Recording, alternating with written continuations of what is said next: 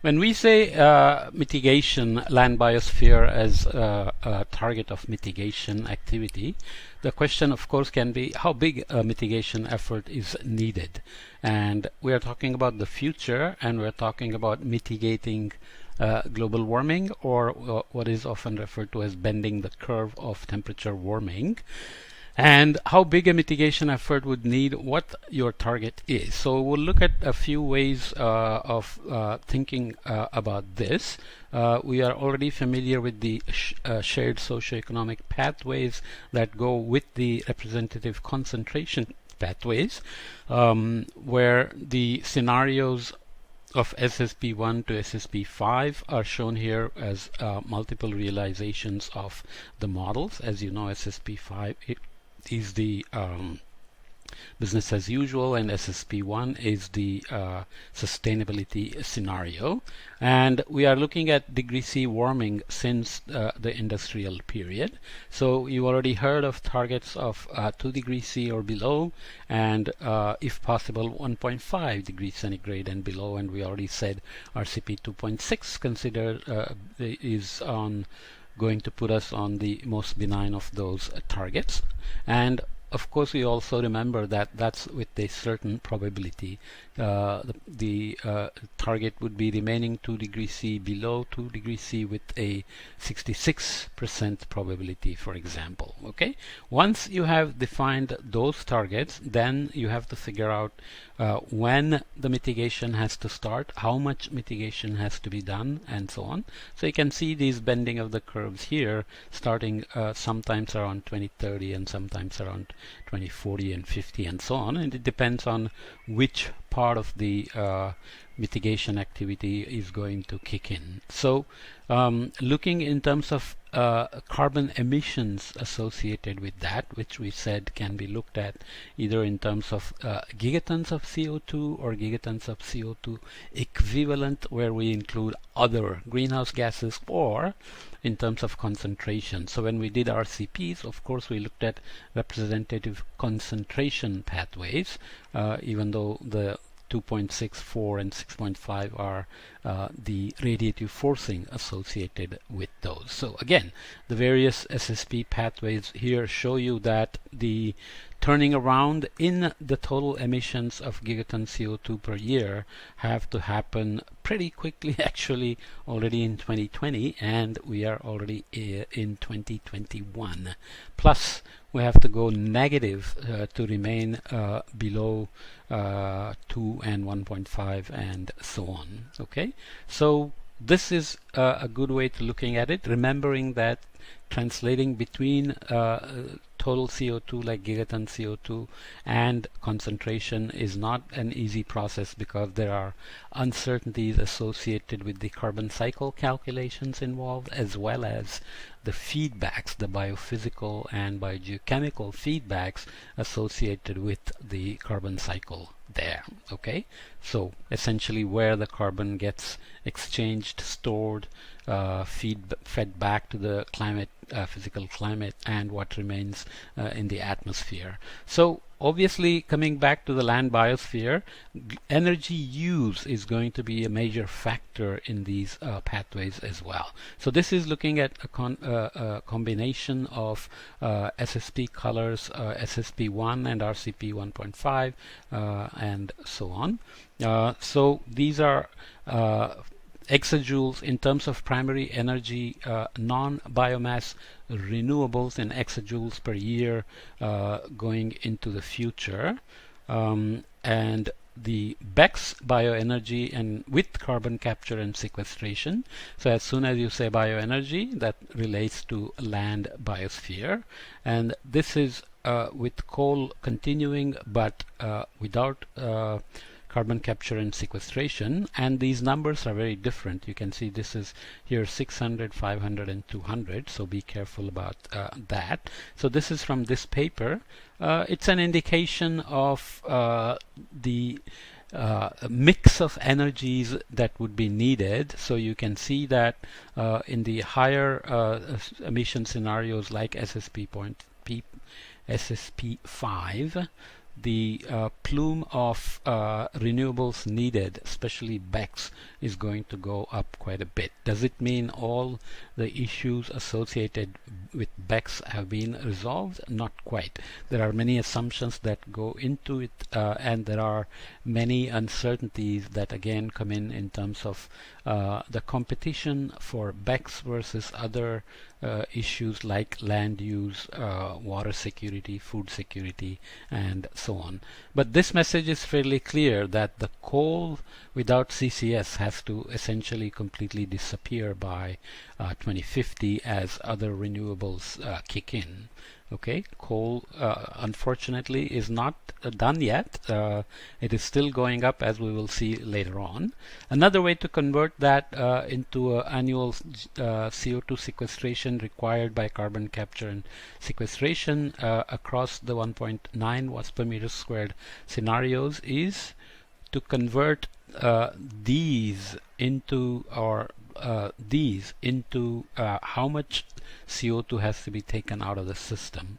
So obviously for the worst scenarios, business as usual, the extraction is required is quite high and early on, and the other scenarios are also high, but they can be staggered in time because the other activities associated with these SSPs, I hope you remember those, what the SSPs are. We will look at the land use part of the SSPs in this chapter as well. But just remember that there is a certain allowed carbon emission, but to hit the temperature target, there is a need to start sequestering carbon, directly taking it out of the air and, of course, mitigating in terms of reducing emissions. So the question, of course, there again is whether scalable technologies really exist to accomplish these. Actually, not yet, but that's what has to happen if we want to keep the temperature targets. Okay, so these are annual CO2 sequestered by carbon capture and storage in gigatons by year. These are the years by which we have to do that, and SSPs across all RCP 1.5 or 1.5 degree scenarios. So RPC 2.6 was below 2 degrees centigrade. RCP 1.9 is a much stricter scenario requiring radiative forcing of only 1.9. Okay. CO2 equivalent, let's clarify that a little bit. Amount of CO2 emission that would cause the same integrated radiative forcing over a given time horizon. Typically we looked at 100 years.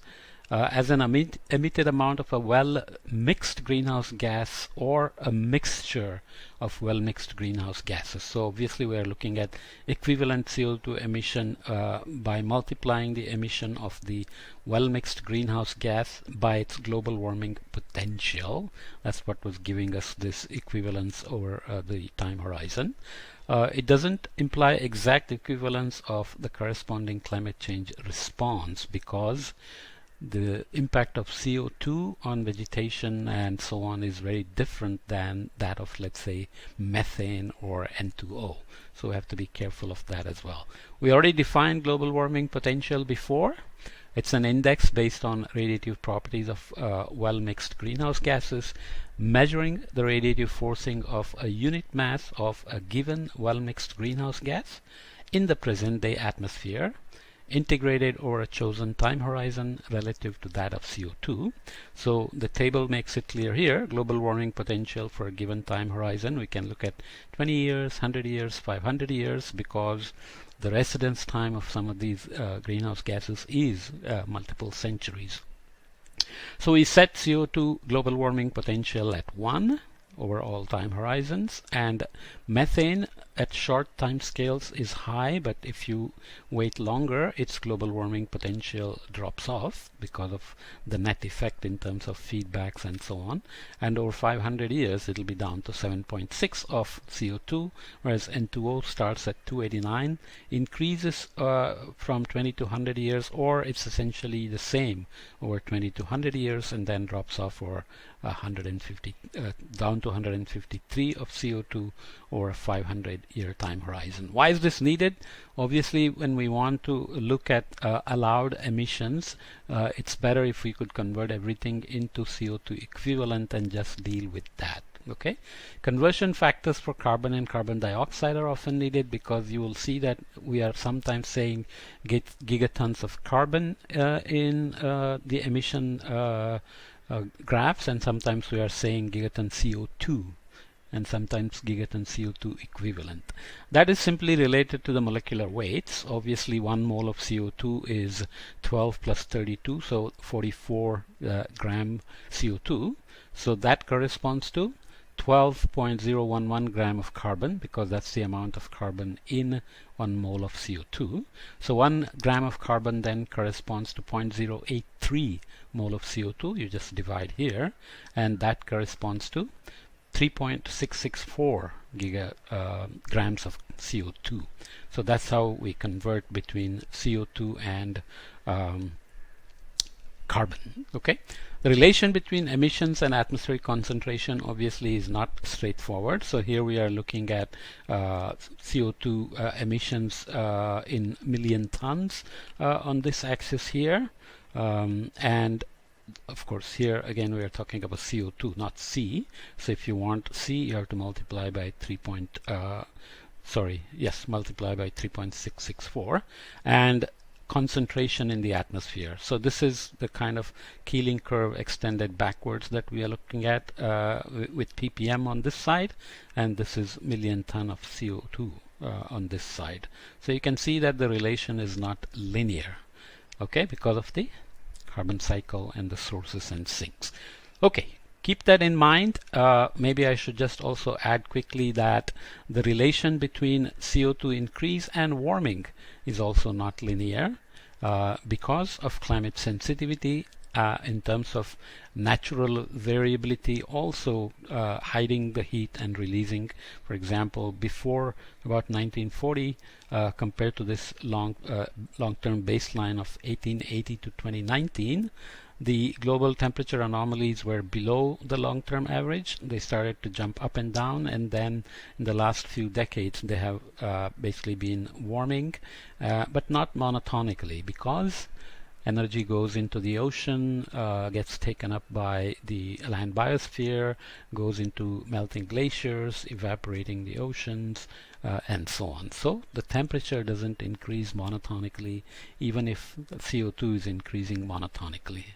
Okay, that's the natural variability contribution there, which combines with the CO2 forcing to give us the warming. Okay, so no need to get confused. These are important factors, need to be kept in mind, because they are critical, and we should be able to easily switch between CO2, CO2 equivalent, carbon, CO2, and so on.